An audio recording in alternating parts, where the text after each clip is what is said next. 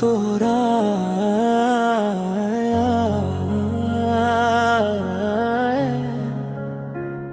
तोहरा याद में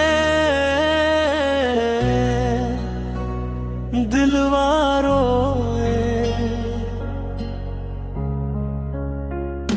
तोहरा याद में कितना रोई, रात भर नींद न सोई, तकिया भीग गई आंसू से, दर्द के बात केहू ना बोली। जब से तू हमसे दूर गईलू, जिंदगी हमारा अधूरा भइलू। हंसी के जगह अब खामोशी बा, हर खुशी भी हमसे रूठ गईलू। दिलवा के हर कोना सुना, तोरे बिना लागे वीराना। भीड़ में रह के भी तन्हा बानी, केहू न समझे दिल के अफसाना। आजा लौट के एक बार सजन, दिलवा करे तोरे ही इंतजार। टूटल दिल के जोड़ दे सनम,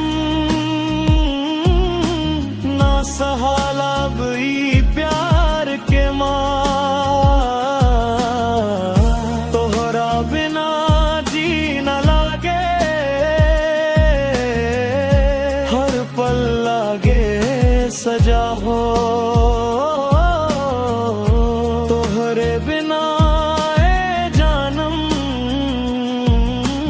जीवन बन गई सजा हो।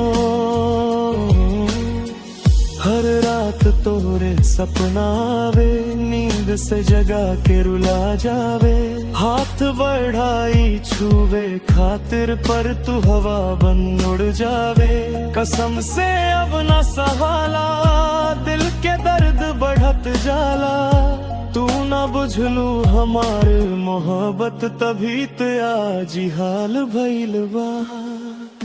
तोहरा याद में कितना रोई, रात भर नींद न सोई, तकिया भीग गई आंसू से।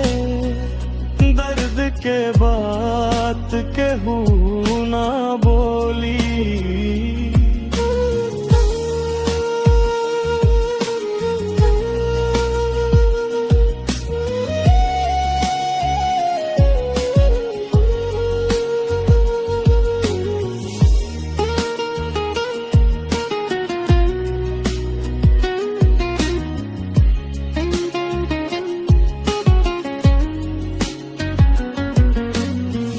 काहे तू हमसे दूर भइलू, काहे दिलवा के मजबूर कैलू। अगर प्यार ना रहे तो साफ कह तू, काहे झूठा सपना जरूर दिहलू। अब त बस एक आस बचल बा, कभी तक तू वापस आइब। हम ता जो है खड़ा बानी, जहाँ तू छोड़ के जाइब। तोहरा याद में दिलवा रोए, आँख से आंसू चुप के बहे।